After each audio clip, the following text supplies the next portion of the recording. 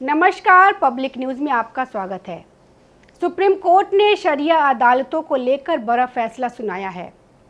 Supreme court ने एक ऐतिहासिक फैसले में साफ कर दिया है कि भारत में काजी की अदालत, काजियात की अदालत एवं शरिया कोर्ट की कानून में कोई मान्यता नहीं है। उनके द्वारा दिया गया कोई भी निर्देश कानून में लागू नहीं होता है, ना ही उनका फैसला बाध्यकारी है।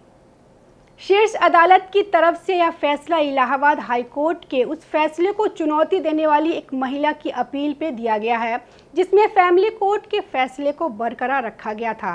अपने फैसले में कोर्ट ने कहा कि शरिया कोर्ट, काजी की अदालत या दारुल कज़ा जैसी संस्थाओं को भारतीय संविधान के तहत कोई वैधता नहीं है। अदालत ने 2014 में दिए गए विश्वरंजन मदन मामले के फैसले का हवाला देते हुए कहा कि ऐसे फैसले का कोई कानूनी महत्व नहीं है और इन्हें किसी प्रकार की ज़बरदस्ती से लागू नहीं किया जा सकता। जस्टिस अमानुल्लाह ने कहा कि काजी की अदालत, दारुल कज़ा, शरिया कोर्ट, चाहे इन्हें कोई भी नाम दिया जाए, कानून के तहत इनकी कोई मान्यता नहीं है। ऐसे किसी भी निर्णय को केवल तब तक मान्यता प्राप्त हो सकती है जब संबंधित पक्ष उसे स्वीकार करता है और वह किसी अन्य कानून का उल्लंघन नहीं करता हो। दरअसल यह मामला एक मुस्लिम महिला का था, जिसने अपने गुजारे भत्ते को लेकर सुप्रीम कोर्ट का दरवाज़ा खटखटाया था।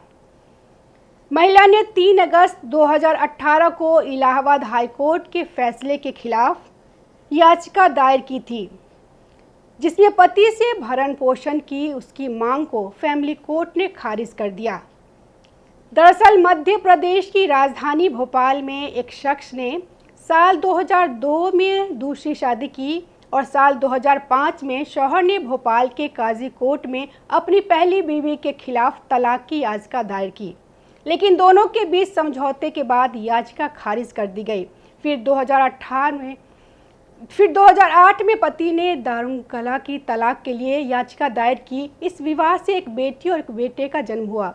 इस बीच पत्नी ने गुजारा भत्ता के लिए फैमिली कोर्ट का दरवाज़ा खटखटाया, लेकिन फैमिली कोर्ट ने गुजारा भत्ता का दावा खारिज कर दिया, क्योंकि पति ने पति को नहीं छोड़ा था।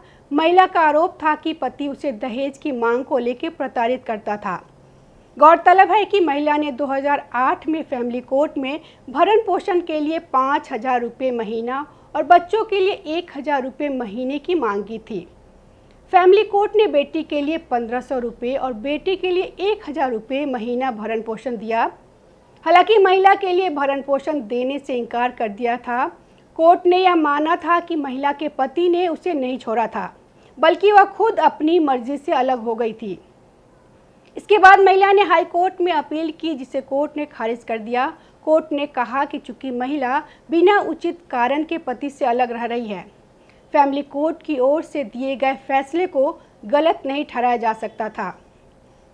सुप्रीम कोर्ट ने इस अपील पर सुनवाई करते हुए कहा कि समझौते के तहत दोनों पक्षों के बीच कोई ठोस बुनियादी कारण नहीं था और इसलिए भरण पोषण की याचिका को खारिज करना उचित नहीं था।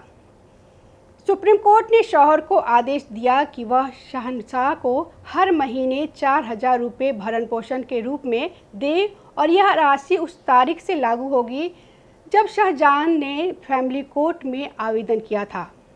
कोर्ट ने यह भी कहा कि बच्चों के लिए दी गई भरण पोषण राशि भी आवेदन की तारीख से लागू होगी, लेकिन बेटी के लिए यह केवल तब तक लागू होगा जब तक वह नाबालिग थी।